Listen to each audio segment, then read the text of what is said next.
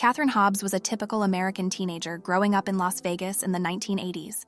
But there was one thing that set her apart from her peers: a chilling premonition that she would not live to see her 16th birthday. Tragically, Katherine's prediction came true when she was brutally murdered just 3 months after turning 16. Katherine, known as Kathy to her friends and family, had a difficult upbringing. Her parents divorced when she was 8 years old, a traumatic event that deeply affected the young girl. Kathy's mother, Vivian, gained custody, but Kathy missed her father terribly. Tragedy struck again in 7th grade when one of Kathy's close friends died of a heart condition. The loss hit Kathy hard and seemed to fuel her fear that she too would die young. As she entered her teenage years, Kathy frequently spoke about her own mortality, insisting to anyone who would listen that she would not live past 16. Kathy's mother tried to reassure her daughter and allay her fears, but to no avail. In an attempt to give Kathy a fresh start, the family moved to Las Vegas. Kathy made new friends and seemed happier, but as her 16th birthday approached, her fear of dying young resurfaced with a vengeance. Vivian recalls a particularly distressing conversation. She got very teary-eyed one night and told me, "Mom, I don't want to get any older. I want to be a little girl." And I told her, "Kathy, we all have to grow up. It's not the easiest thing in the world to do, but we all do it." And she told me, "I'm not going to." She didn't think she'd make her 16th birthday. She used to spend all her time in her room and would not leave the house. Then, on the morning of her 16th birthday, Kathy was surprised and relieved to wake up alive. Freed from the dark cloud that had been hanging over her, she began making plans for the future, enrolling in beauty school. Teresa Hobbs, Kathy's sister, said, "She was ecstatic. She came out and said, 'I made it, Mom, I made it. I'm 16, I did it, I'm alive.'" Just 3 months later, at 11 p.m. on July 23, 1987, 16-year-old Kathy told her mother she was going to the nearby supermarket to buy a book. In a strange twist of fate, she insisted her mother kiss her goodbye, reasoning that she might stop to chat with friends and that her mother would likely be asleep by the time she returned home. She came out to me and said, "Mom, I'm going down to the store and buy a book. Give me a kiss before I go." And I said, "Why, I'll be up when you get back." And she said, "Well, I'll probably stop and talk to the kids, so you might be in bed when I get back." So I gave her a kiss. And that was the last time I saw her, said Kathy's mother, Vivian. Vivian gave her daughter a kiss, not realizing it would be the last time she would see her alive. She assumed Kathy would be making the short trip to the store with friends from their apartment complex. But when Kathy's friends were unavailable, the teenager set off alone. Store receipts show Kathy purchased a paperback novel at 11:17 p.m.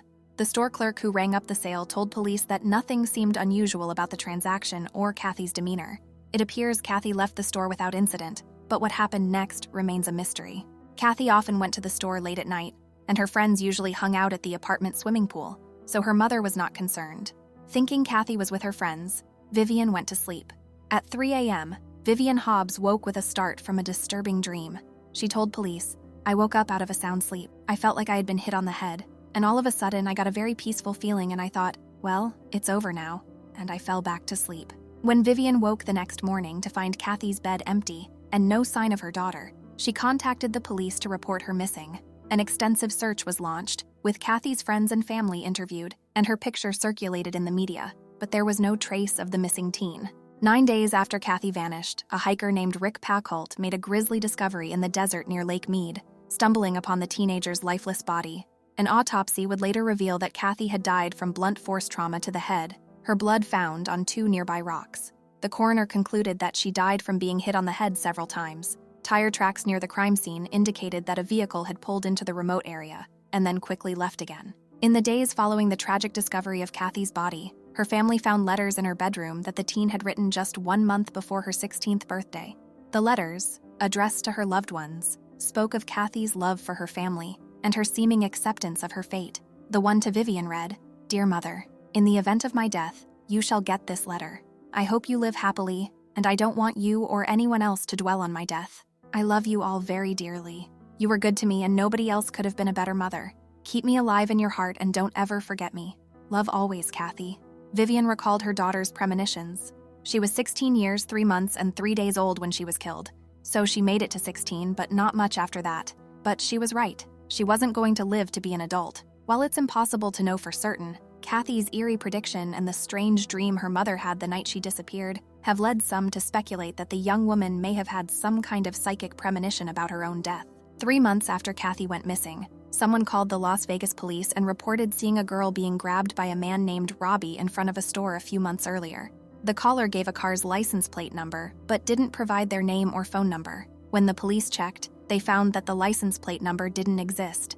Her mom and the police hope the witness will call back with more information or that someone might recognize the caller's voice. Unfortunately, the witness never contacted the police again. Authorities linked Kathy's murder to serial killer Michael Lee Lockhart, who was a prime suspect. Lockhart had stolen a blue Toyota Celica whose fibers matched those found at the crime scene. Receipts in Lockhart's possession also placed him in Las Vegas around the time of Kathy's disappearance. However, since Lockhart was already sentenced to death for other murders, they did not pursue further investigation, and he was never charged in Kathy's case. In the 35 years since Kathy's murder, there has been no shortage of theories about what may have happened to her that fateful night. Some have speculated that Kathy may have been abducted by a stranger as she left the supermarket, while others believe she may have met up with someone she knew, perhaps a secret boyfriend her family was unaware of. There have even been rumors that Kathy's murder may be connected to other unsolved crimes in the Las Vegas area around that time, including the disappearance of another teenage girl just 2 months prior. However, police have never found any evidence to substantiate this theory. For Kathy's family, not knowing who is responsible for her death or why she was targeted has made it difficult to find closure.